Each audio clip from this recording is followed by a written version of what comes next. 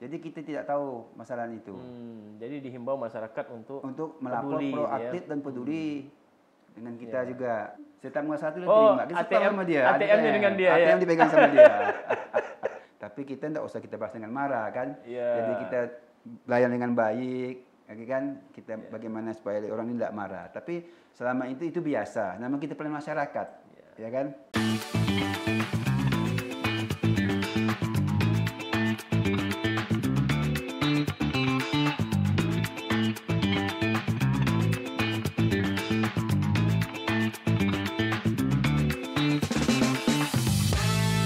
Sejenak kita, dialog asik.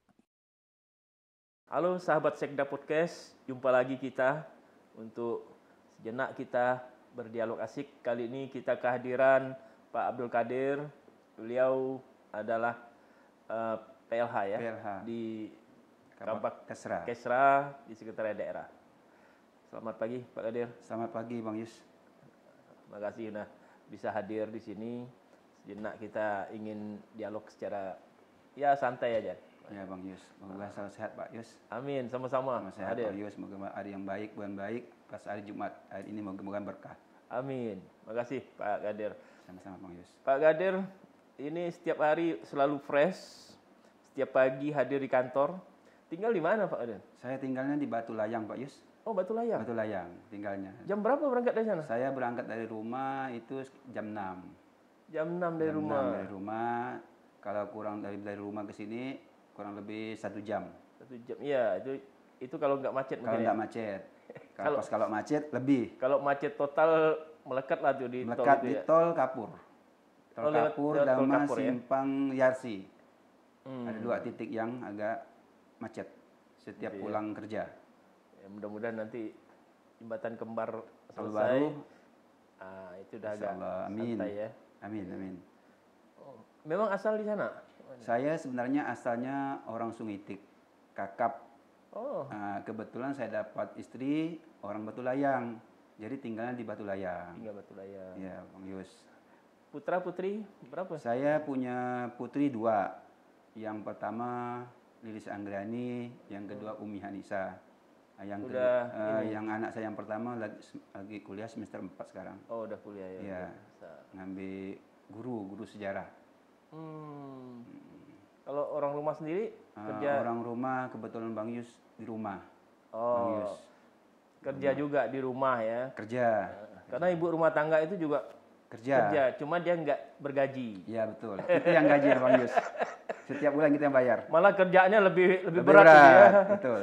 Itu dirangkap itu. Betul Bang Yus. Jadi bisnis laundry-nya dirangkap, bisnis kulinernya dirangkap sama rumah. Betul. Ya, cleaning service-nya. Iya betul Bang Yus. Itu orang rumah luar biasa itu Betul. kalau ibu rumah tangga itu ya. Betul. Cuman nggak digaji ya. Tapi digaji Bang Yus. Setiap bulan dia nerima kok. Setiap muasabah itu dia Oh, terima. Kita ATM sama dia. ATM-nya dengan dia ya. ATM dipegang sama dia. Apa-apa kalau mau kita perlu kita minta sama dia. Oh gitu ya? Iya. Iya. Ya wajar lah gitu ya. Iya Bang Yus. Karena memang kerjaan orang rumah kita kan luar biasa ya. Luar biasa juga berat kan. Udah berapa lama nikah? Saya kurang lebih nikahnya mau kurang lebih 15 tahun lah. Jalan 15. Oh, lama ya. Nikahnya. Anak udah kuliah semester 4 Semester 4. Ya alhamdulillah sukses. Yang nomor 2, amin. Yang nomor 2 SMP kelas 3. Insyaallah tahun depan mudah-mudahan sehat selalu ya akan melanjutkan pendidikan. Oh, kuliah juga? Enggak, saya masuk SMA lah. Oh. Kan sekarang kan baru kelas 3 SMA, SMP. Oh, kelas 3 SMP. Iya. Mudah-mudahan sehat bisa kita lanjutkan pendidikannya lagi. Oke. Di Pontianak juga ya? Iya, insyaallah. Sama sini. Iya. Ya di sini juga pendidikan juga udah juga lengkap, juga ada kan. Tidak perlulah kita keluar daerah atau keluar kota. Iya, buat rindu aja ya. Yang pasti kosnya ya. Biaya kosnya besar, Bang Yus. Sangat tinggi biaya kosnya. Bukan, kalau rindu itu mau nggak mau harus pulang gitu. Nggak Itu cukup pasti. video call aja ya. Betul. Iyalah. Sebelum di Kuburaya, Pak Qadir di mana? Saya pernah Bang Yus, saya pernah tugas di Kubu, Kecamatan Kubu. Oh, di kantor camatnya. Ya, bukan di sekolahan waktu itu. Oh, sekolahan. Waktu itu saya di Kubu itu 12 tahun. 12 tahun. Guru atau administrasi? Bukan administrasi. Administrasinya. 12 tahun. Lepas itu ada pemekaran Kubu Raya. Saya ditawarkan untuk pindah. Bapak mau pindah lah atau mau ikut Mempawah atau mau balik ke Kubu Raya. Jadi saya bilang udahlah biar dekat rumah saya kan. Saya mau balik ke Kubu Raya aja, bilang kan. Pas itu kenanya di kantor Kesbang Pol kurang lebih 8 tahun. Di kantor Kesbang Pol awal Kubu Raya dibentuk kan. Nah, setelah itu saya alhamdulillah saya dipromosikan di Kecamatan Terentang Kasubag TU waktu itu kan kurang lebih 5 tahun lebih.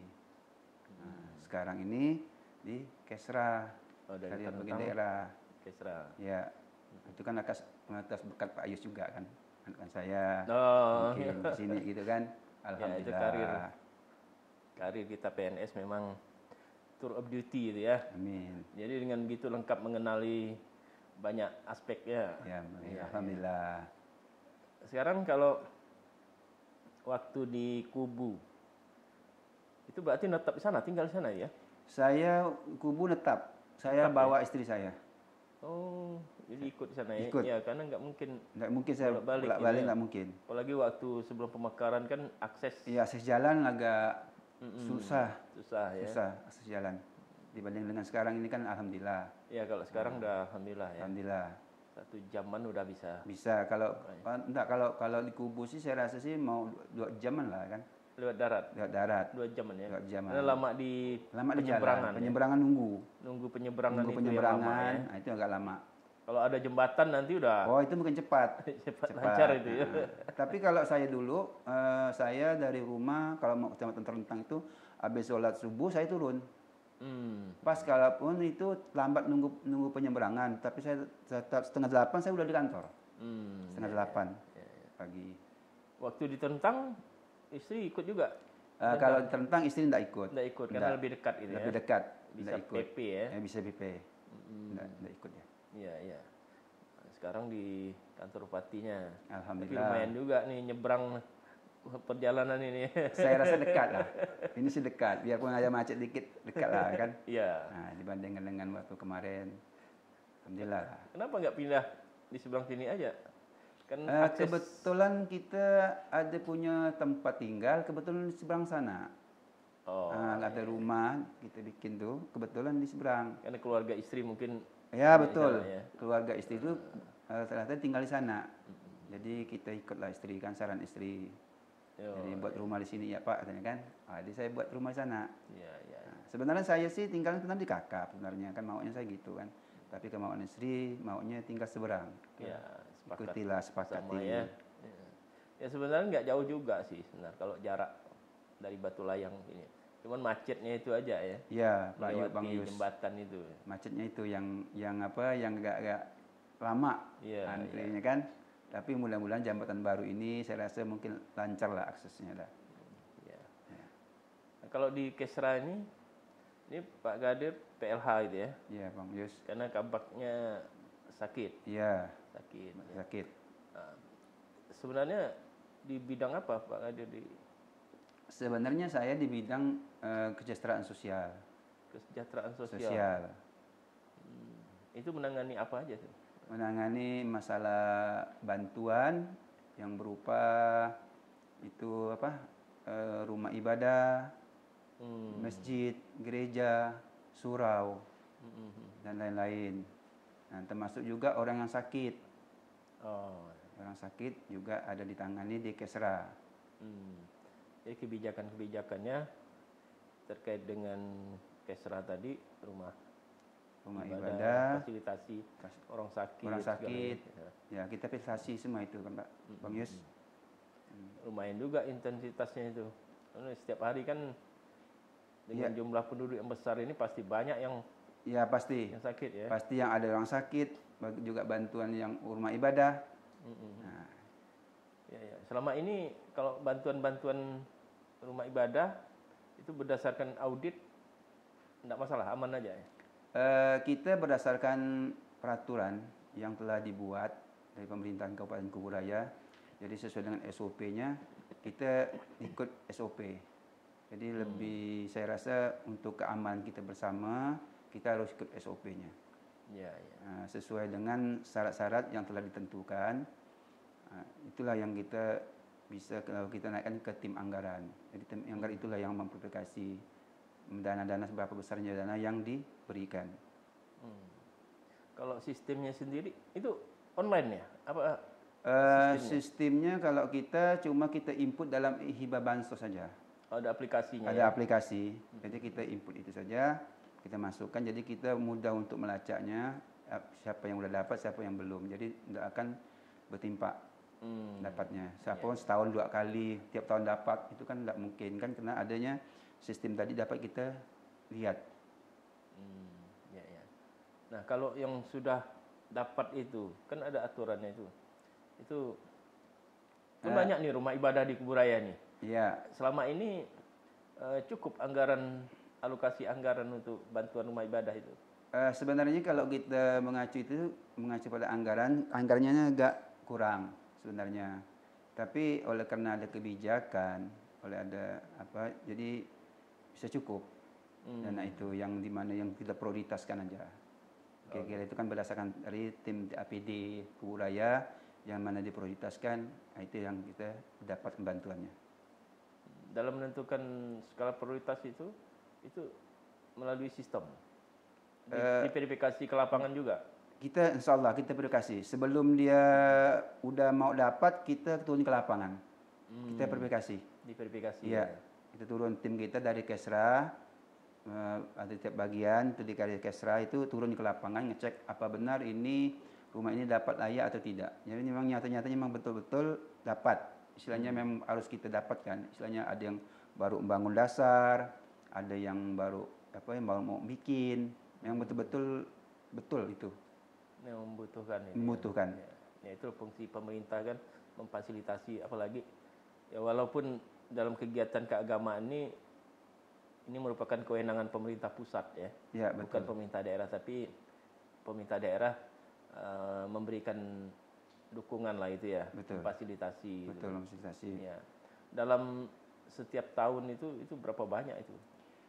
Yang tahun kemarin ini kurang lebih 2M sekian. Ya.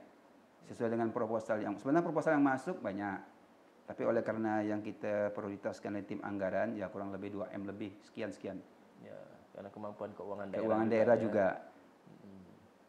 Ya. Kalau mau kita kasih semua sih saya rasa mungkin 5M pun saya rasa lebih. Kalau semuanya mau kita prioritasasi semua kan, tapi kita kan nengok yang prioritas yang dibantu. Sangat membutuhkan sekali kan. Tapi yang lain nanti juga masih bisa ada harapan untuk tetap dapat gitu kan. Mudah-mudahan ke depan ini tahun 2024 mudah-mudahan bisa kita prioritasi lah.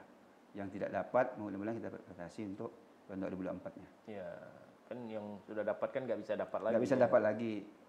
Nggak bisa dapat lagi. Minimal 2 tahun. 2 tahun lah minimalnya. Minimal. Mau bisa ngajukan kembali. Nah, selain proses itu tadi itu, dalam pelaksanaan ini kan menjadi tanggung jawab dari penerima hibah ya? Iya, betul. Tanggung jawab sepenuhnya penerima hibah. Penerima hibah. Nah, itu dalam pelaksanaan realisasi itu, Kesra juga monitor gitu? Dalam ini, karena udah istilahnya setelah dia dapat, kita minta pertanggungjawaban dari pimpinan ataupun pengurus dari masjid tersebut atau gereja atau surau, kita tetap minta laporannya. Setelah nanti kita minta laporannya itu, insya Allah tim kita akan turun lagi ke lapangan. Sejauh mana hasil dari yang didapat bantuan itu yang dikerjakannya. Insya Allah kita akan turun ke lapangan. Gitu ya. Nah, bagi yang juga yang bagian pun yang belum menyampaikan laporannya, kita juga membuat surat edaran ataupun kita berikan kepada pengurus masjid tersebut juga kita berikan. Nah, kalau setiap tahun hasil audit BPK gimana terkait dengan? Kalau saya lihat berapa tahun ini dia audit BPK, kalau saya lihat sih aman-aman. Saya lihat memang betul sama dengan yang kita dengan prosedur kita. Tapi BPK juga turun uji petik Ada juga yang uji petik.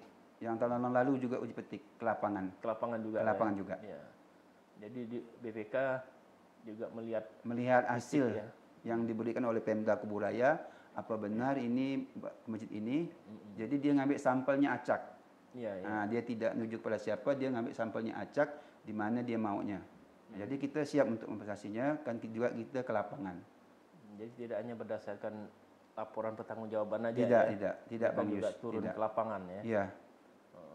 Alhamdulillah selama ini clear itu ya. Clear. Alhamdulillah clear. Kalau dari penerima bantuannya sendiri selama ini kooperatif dalam proses-proses itu? Kooperatif sekali. Dari dia nyampaikan dari awal proposal sampai dia melaporkan pertanggungjawabannya, sampai dia mengasih laporan lagi, dia tetap kooperatif dan aktif sama kita komunikasi. Ya. Untuk bikin laporan pun dia komunikasi sama Kesra. Untuk bikin laporan bagaimana bentuknya, dan juga kita kasihkan filenya. Jadi dia pun nanya kita bagaimana apa untuknya, bikin berapa yang jumlah dikasih atau lebih atau bagaimana. Dia juga nanya untuk kita. Sesuai dengan yang kita transfer. Gitu. Ya. Nah, selain dari pemberian bantuan tadi, pembinaan teknis ke rumah ibadah ini apa dilakukan Kesra juga atau sepenuhnya Kemenak gitu? Kalau ini selama ini sih untuk penerimaan bantuan ini kita tetap dari Kesra. Dari Kesra. Iya. Nah, setelah itu di luar dari bantuan untuk pembinaan rumah ibadah tadi, itu Kesra juga ada program itu, binaan. Misalnya kan ada bantuan-bantuan misalnya untuk petugas rumah ibadah itu. Kalau dalam Islam itu ada imam, ada ya muazin, ya marbut. Kalau di gereja itu ada petugas-petugas, mungkin petugas kebersihannya itu.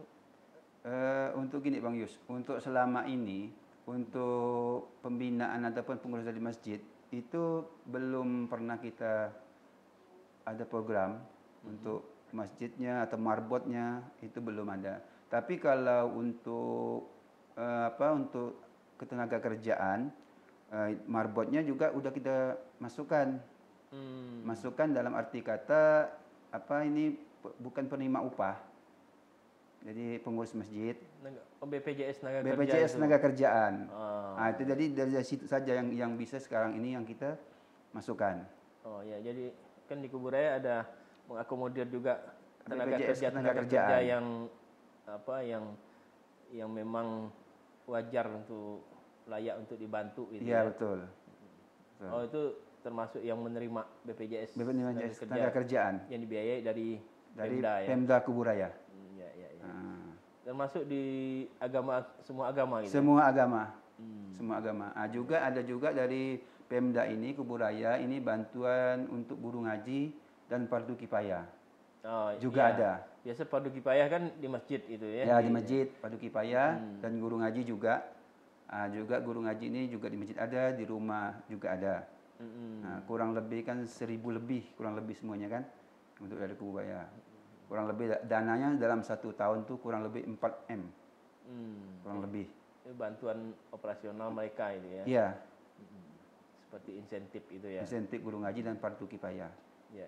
Itulah partisipasi dari pemerintahan Kabupaten Kuburaya.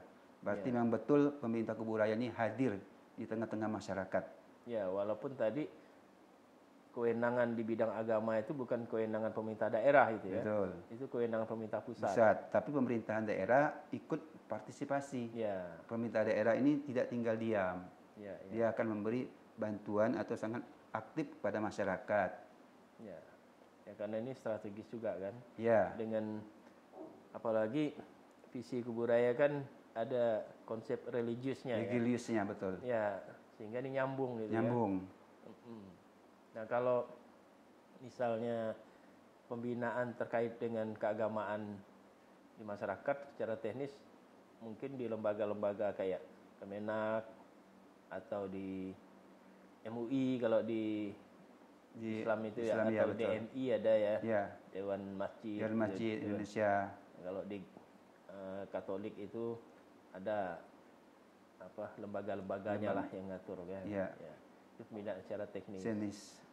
Tapi kalau Pak Gadi melihat selama ini di Kuburaya, kalau kita pantau ini kerukunan umat beragama ya alhamdulillah nih ya. Ya, kalau kita lihat sih kerukunan agama di Kabupaten Kuburaya ini cukup baik, cukup harmonis juga.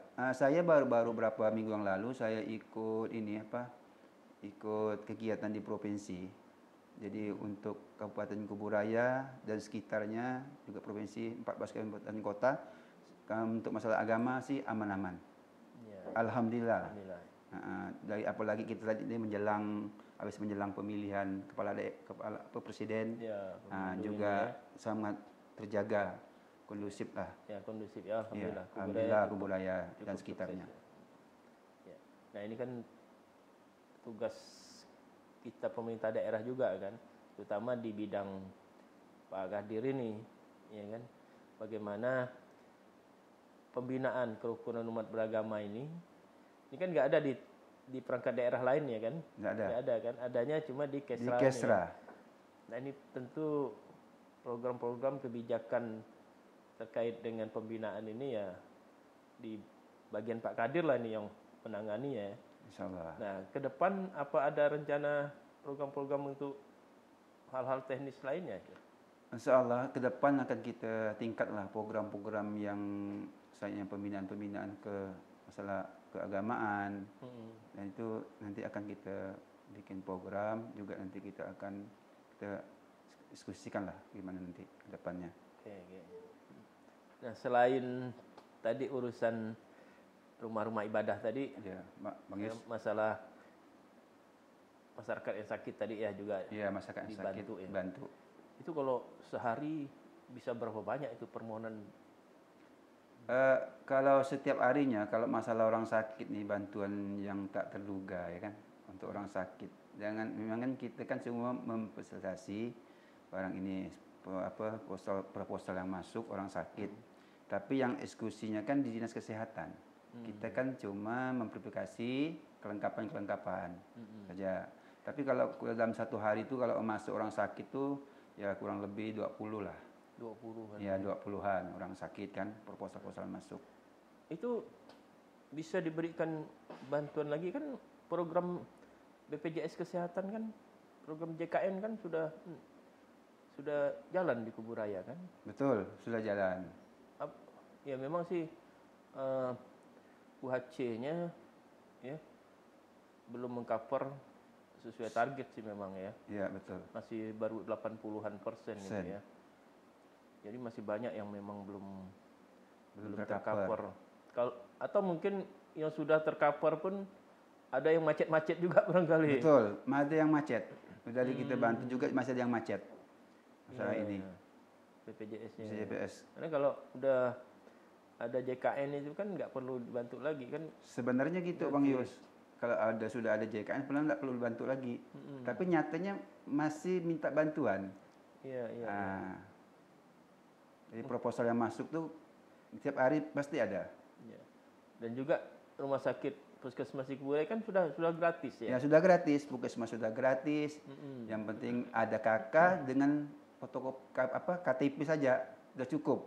Ya. Nah, tapi nyatanya masih masyarakat ini minta bantuan. Itu rata-rata yang minta bantuan orang sakit karena apa itu?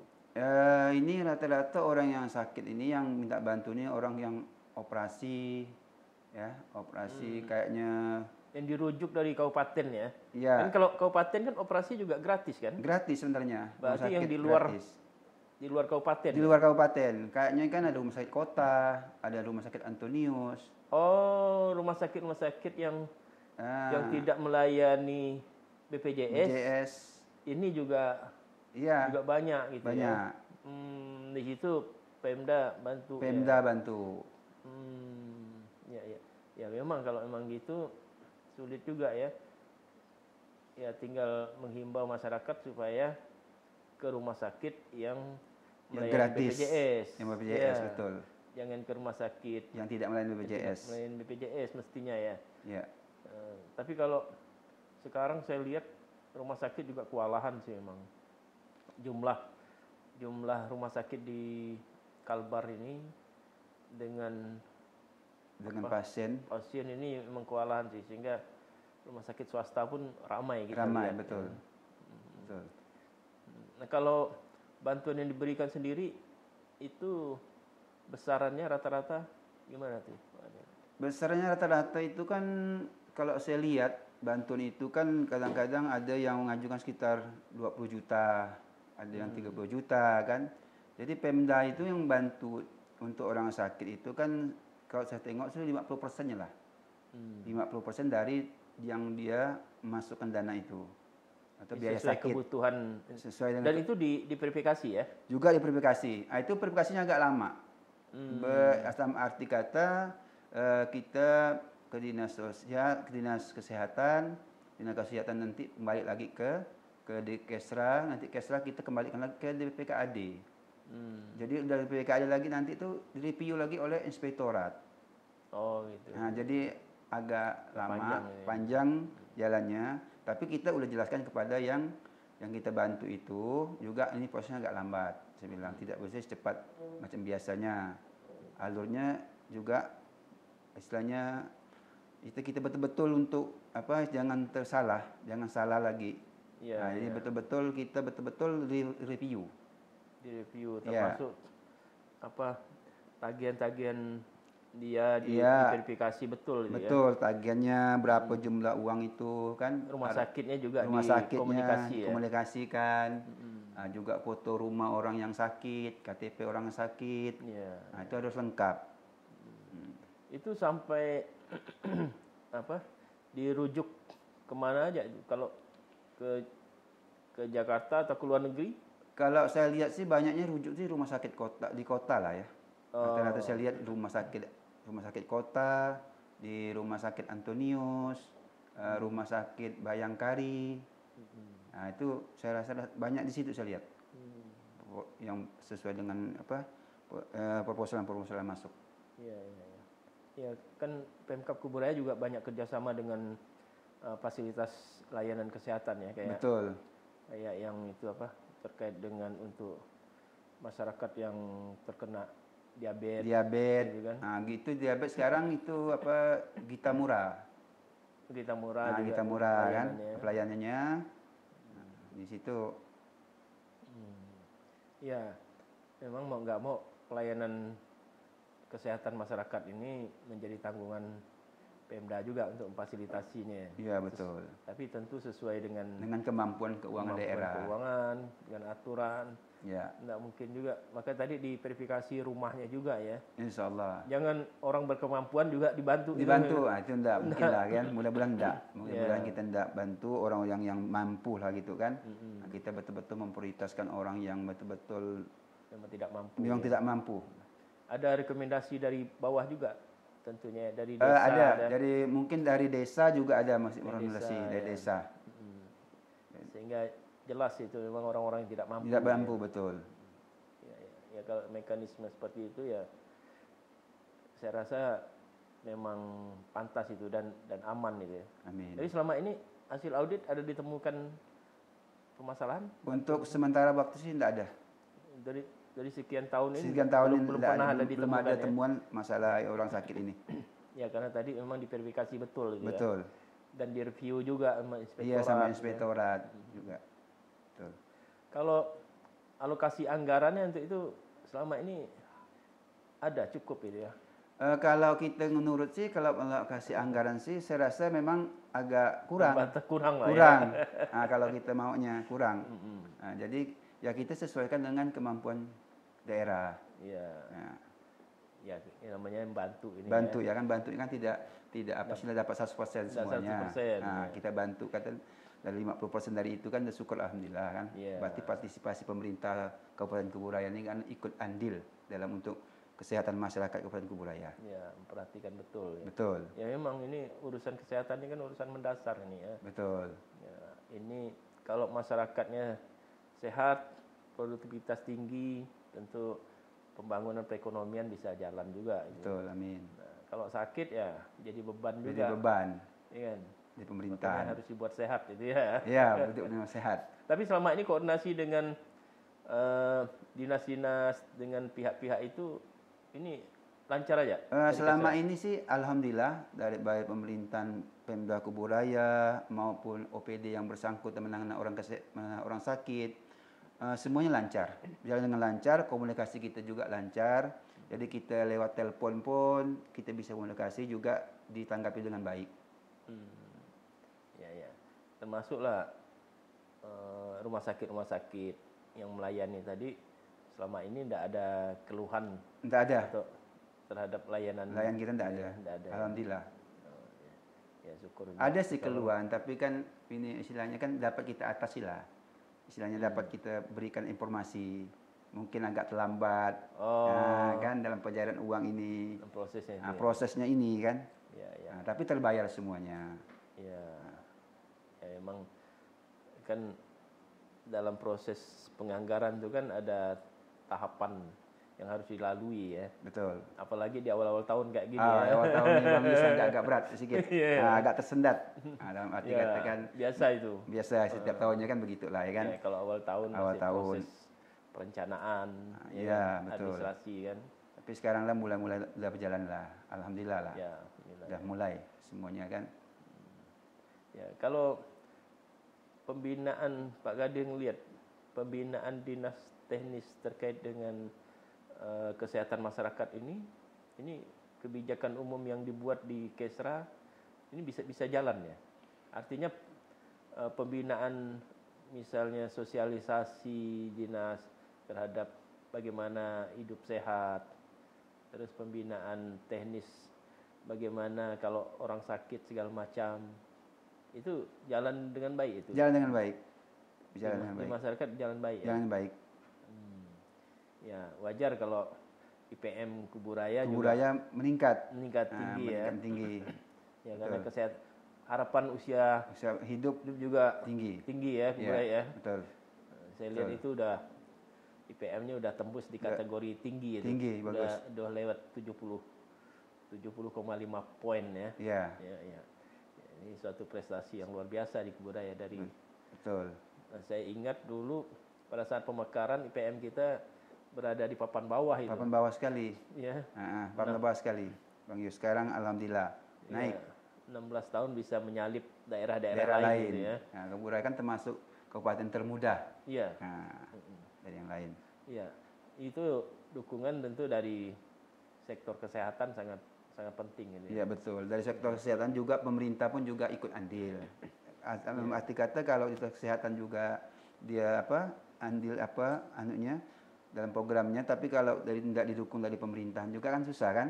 Sekarang kan pemerintahan sangat mendukung kesehatan dan setiap OPD pun sangat didukung oleh pemerintah. Iya. Nah, dalam menjalankan ini semua Pak Kadir di bidang Pak Kadir sendiri ini didukung berapa banyak tenaga SDM? Kalau tempat saya untuk di bidang saya itu ada 4 orang. 4 orang PNS semua? Enggak, itu non PNS. 4-4-nya non PNS? Iya. Enggak ada PNS? Enggak ada, kita cuma PNS-nya cuma 6. Di bagian Kesra? Bagian Kesra. 6 orang kan. Di situ juga kabaknya. Di situ juga kabaknya, situ juga kasubagnya kan 3. Jadi lebih banyak yang non PNS-nya. Iya. Ya memang di mana-mana ini saya lihat di Kuburaya memang keterbatasan, kekurangan ASN ya. Iya, betul. Memang berat sih kalau tidak ada dukungan dari tenaga non PNS ya memang berat. Atau dengan penerapan teknologi informasi yang berbasis elektronik ini Pak Gading melihat memang cukup itu, nggak perlu penambahan ASN ya. Saya rasa kalau dengan informasi ini, dengan sistem yang sekarang ini yang kita gunakan ini, saya rasa kan penambahan ASN perlu. Tetap perlu. Perlu. Ya. Penambahan ASN. Ya memang paling tidak ada kaderisasi ya. Betul. Ada kaderisasi. Ada kaderisasi, apalagi kalau orang itu sudah pensiun. Ya kan? Pensiun, jadi cuma berenam, tidak ada penggantinya, berarti kan kurang. Makanya kalau bisa ada yang PNS juga sangat diperlukan sekali. Biarpun kita udah pakai segala sesuatu pakai sistem, pakai aplikasi. Tapi dengan 4 orang staf ini tadi, Pak Kadir bisa memanagenya dengan ya alhamdulillah bisa kegiatan kita itu ya. bisa kita manage, bisa kita kerjasama. Termasuk juga untuk survei verifikasi ke lapangan tadi Ya, bisa digantian lah ya. bisa gantian, itu ganti-gantian kita turun ke lapangan untuk survei rumah-rumah ibadah dan lain-lainnya. Ya. Nah, Pak Kadir masih lama pensiunnya? Kalau saya ini kurang lebih 9 tahun lagi lah. Oh, masih lama. Nah, mudah-mudahan saya sehat, panjang Amin, umur. ya. Pak Bang Yus pun juga udah sehat, panjang Amin. umur.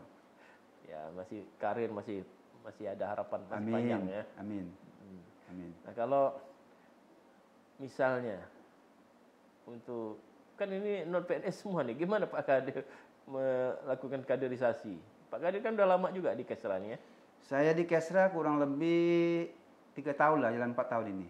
Ya, udah masuk 4 tahun ini. Iya. Nah, ini kan udah harus siap-siap ini untuk kaderisasi ini. Karena kalau 4 tahun itu pangkat aja udah naik itu. Udah naik, Iya. betul. Betul. Ah. Jadi untuk kaderisasi, untuk khususnya di Kesra lah ya, saya rasa memang penambahan pegawai itu sangat perlu.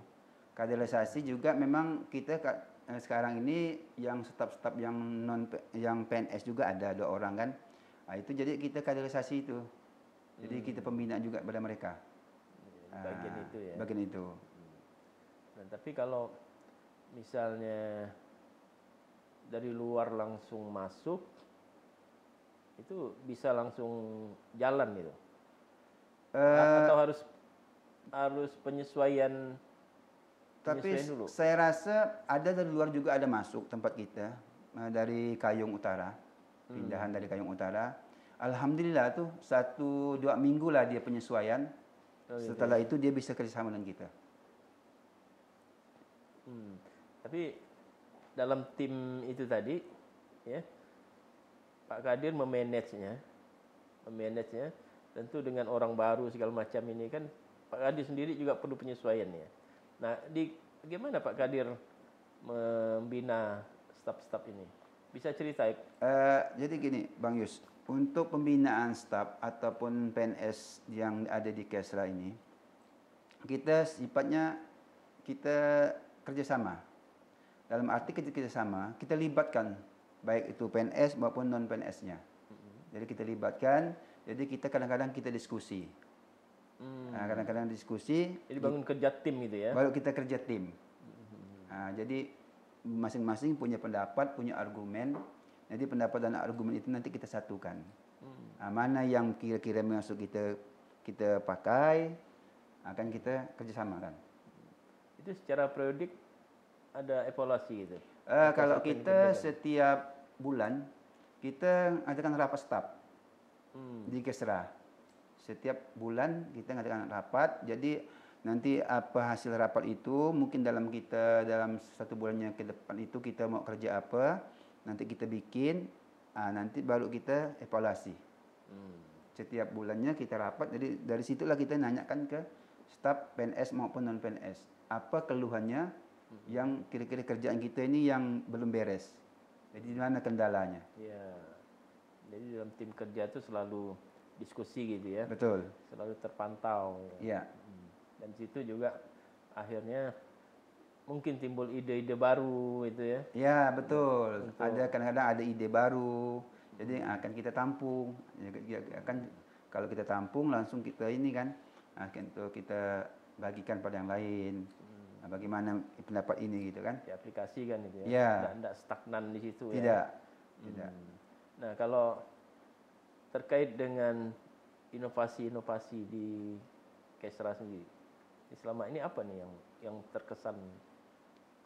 Inovasi yang selama ini yang di Kesra pakai ya. Contoh tadi itu kan dalam hibah bansos lah ya.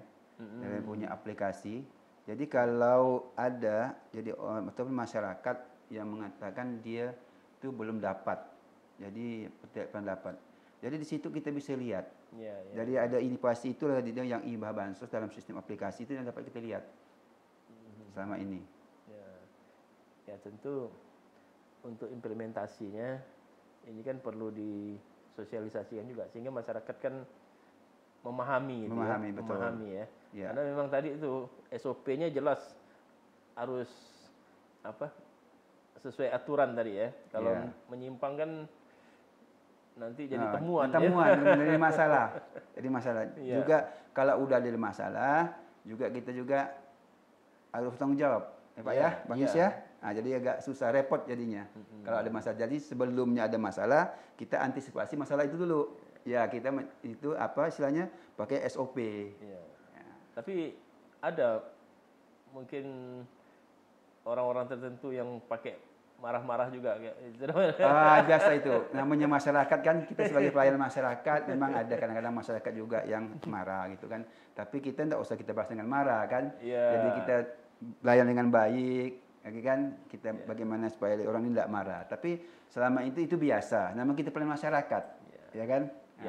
Ya saya lihat, alhamdulillah kalau di Kuburaya kemarin laporan MCP juga kan terkait dengan indeks pelayanan masyarakat, kepuasan masyarakat juga lumayan tinggi gitu ya. Alhamdulillah. Memang birokrasi di Kuburaya lumayan pelayanannya. Dan tidak balas marah tadi yang pasti ya. Tidak balas marah ya. Tidak akan balas marah itu. Kalau balas marah, balas ini ya. Tidak akan kita balas marah. Ya harus bijak lah ya. Ya betul. Apalagi dalam melayani masyarakat. Melayani masyarakat. Ya. Masyarakat juga kan butuh. Kalau nggak butuh nggak mungkin mereka datang. Gitu betul. Kan. Mereka minta bantuan segala macam gitu ya. Betul. Ya mudah-mudahan ini. Terkait dengan tadi bawahan, kalau ini kan Pak Kadir kan memikirkan kesejahteraan masyarakat nih. Iya. Kalau untuk kesejahteraan internal sendiri gimana nih? Kalau kesejahteraan internal kita ke dalam maksudnya sehari-hari ya? Ya dengan stafnya. Jangan orang sejahtera kita di dalam enggak ya nak. Tapi ukurannya? Tapi ukuran untuk kita sejahtera di dalam sih selama ini sih alhamdulillah juga tetap terjaga. Kan kalau PNS oke. Dia kesejahteraan bisa dapat TPP. Ini non PNS ini. Kalau kita non PNS, kita kadang-kadang kita disisihkan lah. Kita sisihkan mungkin dari TPP itu dalam kita berapa kan kawan kan ada kita 6 orang katakan non PNS-nya 6 orang kan. Patungan gitu ya. Patungan lah kita. Bagaimana juga yang non PNS nih dapat menerima dikit lah, ya kan, dari TPP yang kita dapatkan dari pemerintah Kuburaya. Gitu. Nah, jadi kita berbagi. Istilahnya jangan kita kerjaan berbagi, rezeki tidak mau berbagi. Tapi mudah-mudahan kita dapat selanjutnya berbagi rezeki. Iya, luar biasa ya. Jadi yang pejabat PNS-nya dipotong, sedikit, diberikan ke non PNS. Kita bagilah berapa itu kan. Iya. Nah, kita bagi. Kalau berdasarkan gaji mereka saja kan mungkin untuk transportasi bensin segala macam udah habis itu. Sama makan siangnya udah habis itu ya. Tapi alhamdulillah juga kalau di Kesra ini kalau makan siang sih kita sih alhamdulillah. Adalah makan siang di Kesra ini. Bikin sendiri. Sendiri. Nah, jadi kawan-kawan di Kesra setiap harinya makan insyaallah. Iya. Ya artinya kesejahteraan ini juga diperhatikan gitu ya. Betul. Karena memang mereka juga lah yang memberikan pelayanan. Kalau mereka sendiri nggak berkemampuan, nah nanti khawatir nanti terjadi transaksional dengan bantuan. Karena itu. Betul. Tapi saya pantau sih alhamdulillah belum pernah terjadi lah adanya transaksional tertentu gitu ya. Untuk pelayanan bantuan ini. Baik. Nah, Pak Kadir ya. Ya Bang Yus. Kalau dari apa yang dilakukan di Kesra, ya Bang Yus. Kira-kira selama ini 3 tahun lebih ini yang Pak Kadir lihat yang paling berkesan itu apa itu? Kalau saya lihat kurang lebih 3 tahun lah, saya 4 tahun di Kesra ya. Saya lihat tuh yang berkesan bagi saya itu pertama masalah guru ngaji dan Partu Kifayah. Ya. Itu saya sangat berkesan sekali. Apa yang buat saya kenapa? Saya kena kan di situ kan ada guru-guru ngaji yang tradisional. Yang dulu kata orang tuh setiap hari Jumat atau malam Jumat kita bawakan minyak tanah. Iya di kampung-kampung itu ya. Di kampung-kampung itu kan dibawakan minyak tanah. Nah, setelah itu kan setiap malam Jumat. Kalau dulu sehabis kita ngaji, kita ngambilkan guru ngaji itu air 1 ember. Nah, ya kan? Ngambilkan. Kan enggak tahu lah Bang Yus merasakan tidak? Kalau saya merasakan. Itu kita ngambilkan air, mijit. Ya betul. Nah, jadi itu dengan adanya ini jadi apa istilahnya untuk guru ngaji dari pemerintah itu saya sangat bersyukur sekali. Jadi ada perhatian pemerintah dalam hal ini untuk guru ngaji. Biarpun sentimnya tidak seberapa, tapi pemerintah itu cukup andil, istilahnya hadir di tengah-tengah masyarakat. Nah, itu yang buat saya kesan. Yang kedua, jadi kalau ini setiap tahunnya, setiap Ramadan, jadi pemerintah Kuburaya itu dengan pelaku-pelaku usaha itu dia istilahnya ada sumbangsinya dari perusahaan juga dan pemerintah Kuburaya dan pegawai-pegawai ASN yang ada di Kuburaya juga terlibat dalam hal ini memberikan bantuan berupa bingkisan. Nah, yang kita kumpulkan setiap OPD dikoordinasikan dengan sekretariat daerah, langsung dikemaslah dengan bagian Kesra. Itu yang membuat saya agak berkesan selama ini. Ya, di situ artinya jajaran pemerintah daerah ya dengan mitra-mitranya memberikan perhatian terhadap masyarakat yang memang membutuhkan. Betul, Bang Yus.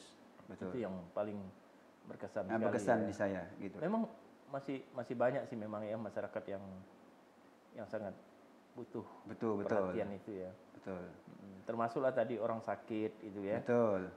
Pernah Pak Kadir ngelihat masyarakat yang memang terpuruk sekali kondisinya itu? Pernah. Memang betul-betul orang itu ya ada seorang ibu, jadi nenek lah ya kalau kita panggil nenek. Memang betul kesian saya lihatnya. Sangat perhatikan. Dari segi ekonomi, dari segi tempat dia tinggal. Itu yang sangat memperhatikan. Jadi memang baju kayak gitu memang perlu yang kita bantu. Jadi memang betul pemerintah Kuburaya ini memang hadir lah. Jadi pada saat itu setelah Pak Kadir melihat, langkah apa yang Pak Kadir lakukan? Jadi langkah itu yang kita ajukan adalah kita inginnya gini Pak. Itu dalam kondisi sakit ya? Dalam kondisi sakit. Kondisi sakit. Dalam kondisi sakit. Jadi kita berusaha, istilahnya kita kerjasama dengan dinas sosial. Juga kalau bisa orang ini dimasukkan dalam BPJS, BPIP. Ya kan? Yang dana pusat. Jadi itu diambil langkah dengan dinas sosial. Difasilitasi untuk dinas sosial masuk ke DTKS lagi ya? DTKS betul, Bang Yus. Supaya bisa mendapatkan bantuan, subsidi BPJS kesehatan. Iya. Itu banyak kayak gitu di Kuburaya. Itu alhamdulillah kalau saya lihat memang banyak seperti itu ya. Ya memang karena penduduk Kuburaya ini tinggi ya. Ya betul. Jumlahnya banyak. Walaupun kemiskinan ekstrim di Kuburaya hanya 0,38%. Ya, termasuk yang terendah di Kalbar ya. Di Kalbar, betul. Bahkan angka kemiskinan Kuburaya terendah se Kalimantan Barat ya. Kalimantan Barat. Ya. Tapi karena jumlah penduduknya ramai, jadi yang cukup luas, ramai juga jadinya ya. Betul. Ya. Ini jadi atensi bagian Kesra juga tentunya ya. Ya, dalam arti kata atensi dari Kesra juga didukung oleh pemerintahan Kabupaten Kuburaya.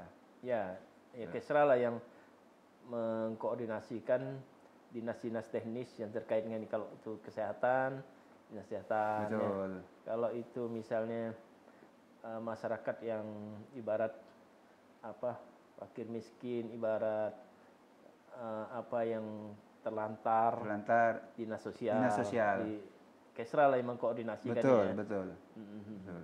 Nah, yang Pak Kadir lihat selama ini di masyarakat yang kondisi seperti itu, kira-kira apa harapan impian Pak Kadir kalau untuk mengatasi itu ya?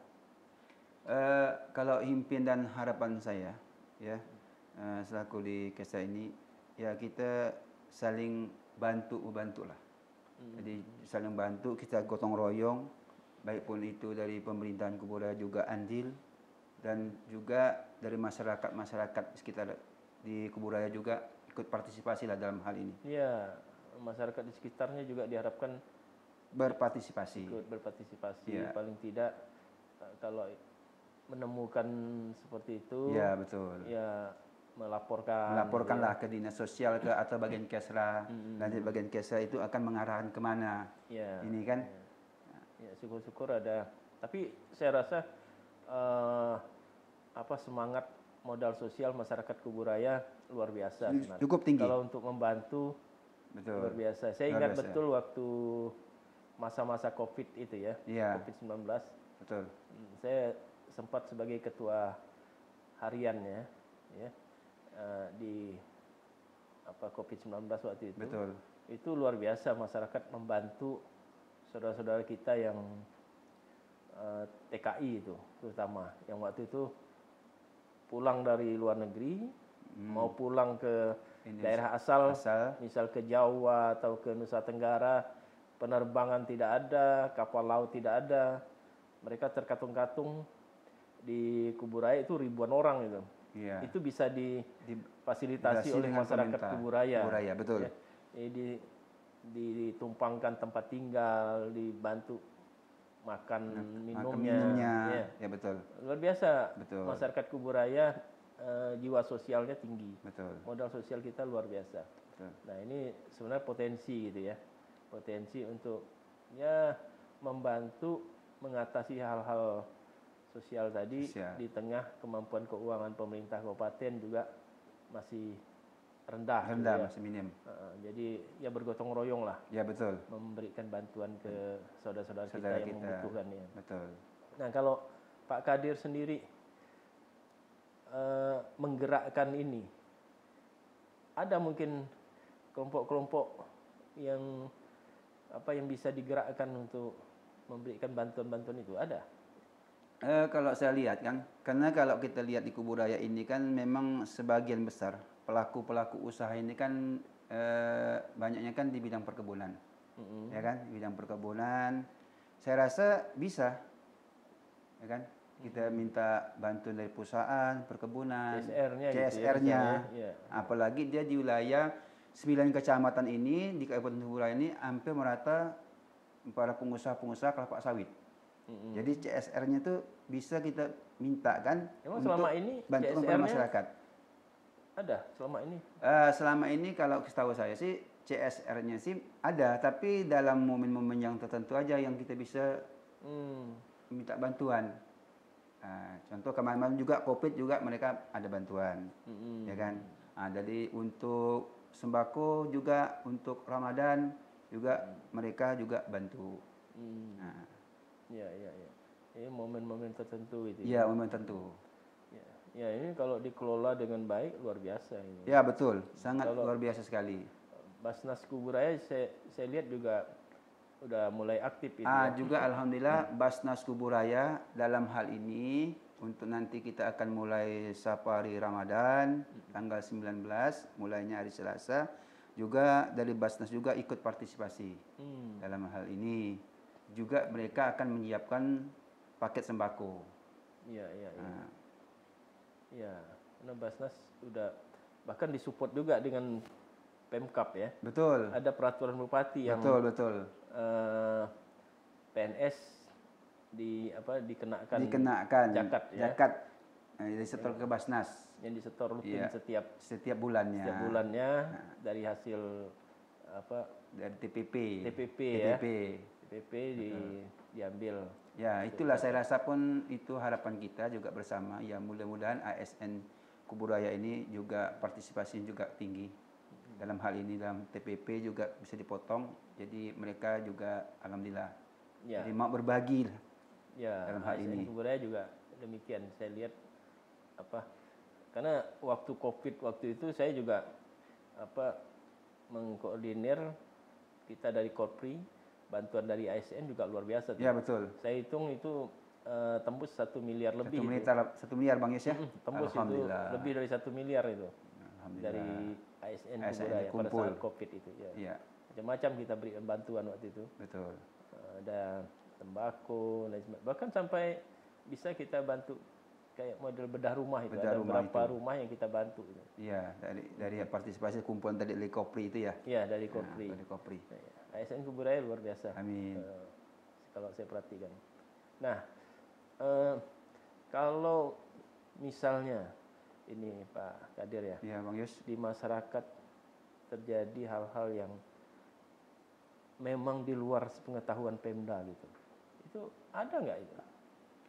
Karena waktu itu saya pernah lihat bahkan sempat viral itu. Ada warga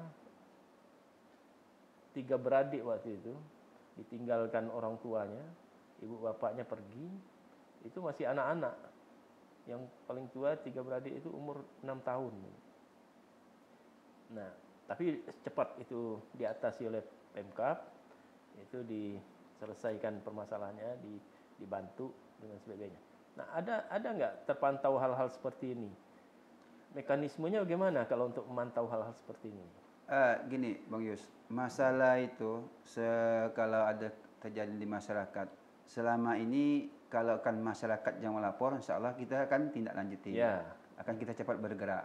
Tapi kalau masyarakat itu tidak melapor, diam-diam, jadi kita tidak tahu masalah itu. Jadi dihimbau masyarakat untuk melapor, peduli, proaktif dan peduli dengan kita juga. Jadi insya Allah kalau misalnya kemarin itu juga di Kesra itu yang ada 3 beradik itu terlantar, juga Kesra partisipasi. Dan pemerintah kebudayaan cukup antusias sekali dalam hal itu sampai penempatan orang anak itu yang bertiga saudara kan ditinggalkan, sampai itu pemerintah kebudayaan terlibat. Dia kata menempatkan titip di mana gitu. Ya, karena ke depan dihimbau lah masyarakat untuk lebih memperhatikan lingkungannya ya. Betul. RT juga kan sudah digerakkan juga. Betul, Bang Yus. Jadi kalau ada kejadian, ada insentif juga RT ya. Saya rasa insentif RT juga sudah ada kan sekarang ini. Sudah ada. Sudah malah lebih besar dari Kota Pontianak.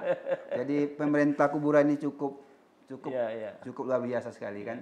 Tapi sangat tetap diperhatikan. Belum cukup juga itu. Tapi inilah orang ini kan tidak bersyukur, Bang Yus. Kalau dia bersyukur, insya Allah saya rasa cukup. Ya, yang namanya kebutuhan itu kan pasti banyak aja itu kan. Betul. Setidaknya ada sedikit partisipasi, ada sedikit perhatian ya dari pemerintah kabupaten, walaupun memang tidak besar. Tidak besar, tapi pemerintah kabupaten kan udah cukup proaktif sesuai kemampuan keuangan daerah. Iya. Ya mudah-mudahan ke depan ini tidak terjadi lagi hal-hal seperti ini. Amin. Ya. Nah, kalau ya kita juga punya keluarga tentunya kan. Betul. Mungkin juga masyarakat itu ada hubungan, apalagi Pak Gadir dari Sungai Itik ya. Kebudayaan. Ya kan pasti ada keluarga-keluarga di sana yang ada. Bahkan mungkin yang perlu perhatian bantuan yang lebih itu kan. Gini, Bang Yus, saya juga ini kan memangnya saya orang sana asli kata orang ya. Tapi memang juga ada juga masyarakat kadang-kadang di tempat kita ini kesejahteraannya agak menengah ke bawah lah, ya kan. Tapi kadang-kadang memang kalau ada saya tetap berbagi lah. Atau dari mana caranya? Mungkin dari Pemda Kebudayaan ada sembako, kadang-kadang saya selipkan lah, ya kan. Saya atasnamakan pemerintah Kabupaten Kebudayaan. Tapi tetap mekanisme usulan dari desa tadi. Dari desa harus ada. Dan diverifikasi memang betul itu membutuhkan layak. Layak. Betul. Betul. Nah, kalau di keluarga sendiri ini Pak Kadir tadi menyiapkan anak-anak sampai kuliah segala macam. Ini juga butuh perhatian dong. Betul itu betul Bang Yus. Kan? Jangan kita memperhatikan orang, keluarga kita juga tidak kita perhatikan kan? Nah, kalau ngelihat kesibukan Pak Kadir seperti ini kira-kira waktu yang tersisa untuk keluarga ini gimana nih? Apa cuman pas malam aja ketemunya? Nah, kalau kita gini, Bang Yus. Kalau mungkin ada Sabtu Minggu kan, itu kita buat keluarga lah. Kita Sabtu Minggu buat keluarga. Mungkin kalau kita hari yang efektif kita Senin sampai Jumat kan, mungkin kita bisa lah ngobrol-ngobrol sama anak-anak dan istri kan. Waktu kapan? Mungkin waktu kita dalam keadaan mau makan. Saya sering melakukan seperti itu. Mungkin ada keluhan anak-anak, mungkin istri kita ngeluh. Ya kita sampaikanlah kita waktu itu kita ngomong kan. Ya saya rasa itulah yang waktu yang paling efektif. Tapi Sabtu Minggu tetap saya buat keluarga. Tetap buat keluarga ya. Karena bagaimanapun itu tanggung jawab. Betul. Ya, harus juga mendapatkan perhatian gitu ya. Betul. Tapi selama ini bagaimana tanggapan keluarga Pak Kadir sendiri dengan kesibukan Pak Kadir? Tapi alhamdulillah pula kalau orang rumah istri dan anak sih kayaknya sih dukung lah. Kalau kita jam kerja kita tetap biarpun bagaimana tetap kita harus kerja. Nah, kecuali Sabtu Minggu lah kadang-kadang anak-anak dan istri kadang-kadang ya minta kita berbagi waktu lah kan. Nah, tapi alhamdulillah selama ini sih aman dan kendali. Ya pasti mendukung itu. Iya mendukung. Kegiatannya bersifat sosial. Betul. Gitu ya.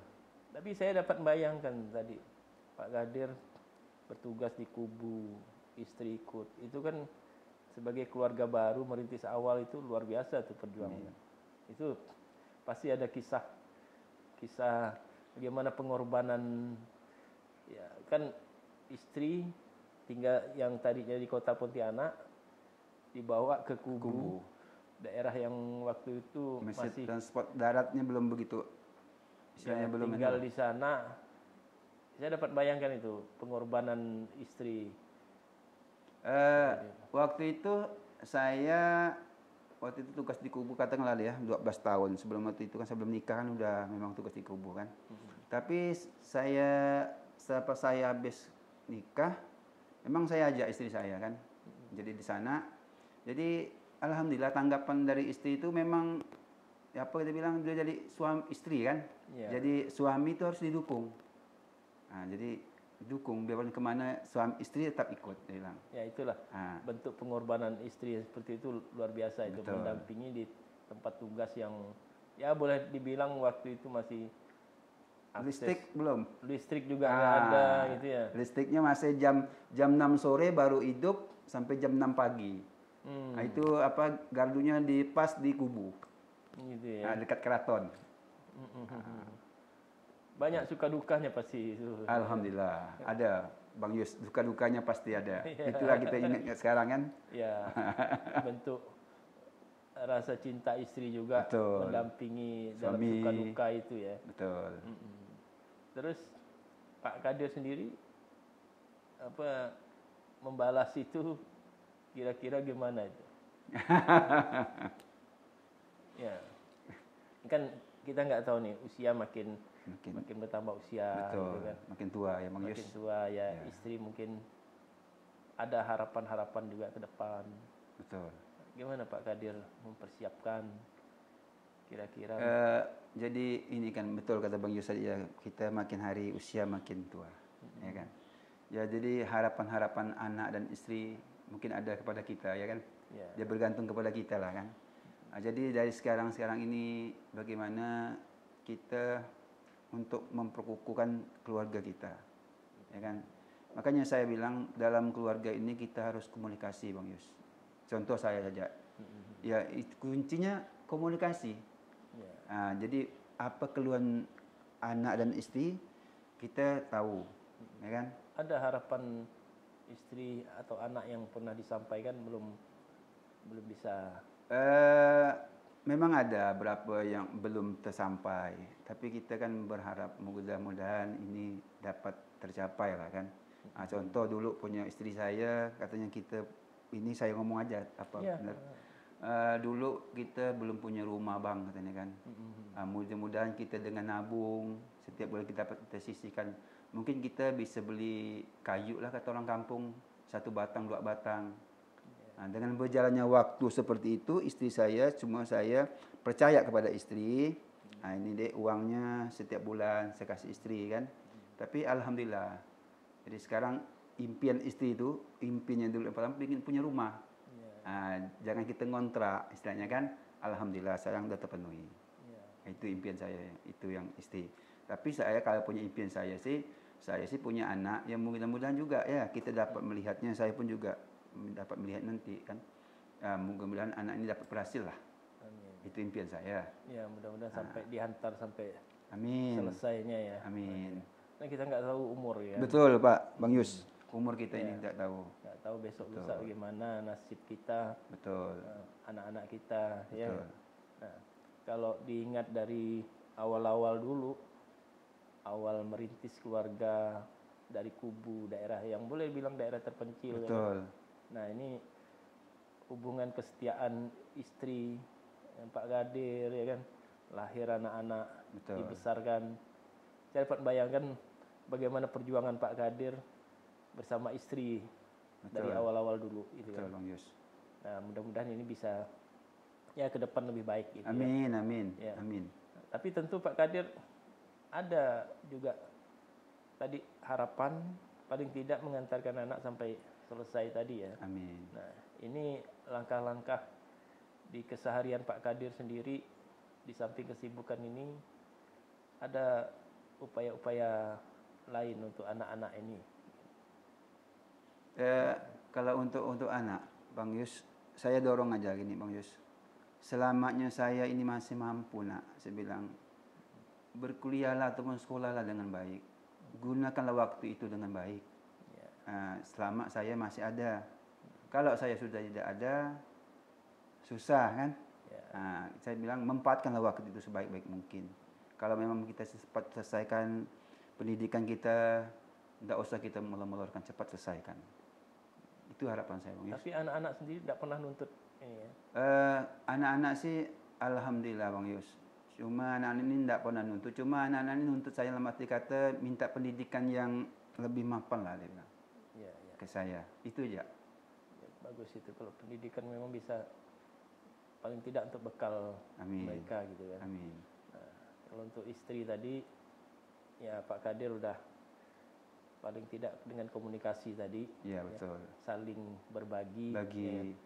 Ya, mudah-mudahan istri juga dengan Pak Gadir tetap, kalau bisa tetap seperti awal-awal di kubu dulu itu ya. Amin. Iya. Amin. Merintis awal dulu gitu ya. Amin. Mungkin masa-masa sulit itu atau ada hal-hal yang pada waktu itu merintis awal di memang ada, Bang Yus. Kalau kita masa sulit waktu kita dari pertama baru mulai kata orang berumah tangga tuh, hasil dalam saya lah untuk pribadi ya. Memang ada kesulitan juga, ada suka duka lah. Iya. Di kita ini kan. Jadi inilah yang dapat saya ceritakan untuk nanti untuk anak-anak saya kan. Inilah namanya hidup rumah tangga, suka duka. Bapak kerja jauh kan, beginilah dia. Jadi saya pernah juga saya ceritakan. Jadi dengan anak-anak. Makanya sekarang bilang anak-anak ini saya bilang gunakanlah waktumu dengan sebaik mungkin. Ya, oke. Mudah-mudahan anak-anak juga sukses. Amin, amin. Hadir ya. Amin. Karena ini menjadi tanggung jawab orang tua juga. Amin. Sekali lagi kita kan nggak tahu umur ya. Betul, Bang Yus. Mudah-mudahan keluarga juga langgeng, bahagia, amin. Dan tugas juga bisa berjalan dengan baik, membantu masyarakat yang kesusahan tadi ya. Amin. Insyaallah. Dan insyaallah ini semua menjadi ya jadi amal. Amin. Bagi Pak Gadir juga. Amin. Ya. Amin. Baik. Demikian sahabat Sekda Podcast, kita telah lakukan bagaimana Pak Gadir kesehariannya di pemerintahan Kubu Raya dan juga bagaimana beliau berkomitmen terkait dengan keluarganya. Telah kita dengarkan, semoga ini bisa menginspirasi kita bersama. Amin. Ya, sehingga ini menjadi sesuatu yang bernilai positif adanya. Amin. Sekian, sampai ketemu sahabat Sekda Podcast di sesi lain yang lebih baik adanya. Wassalam.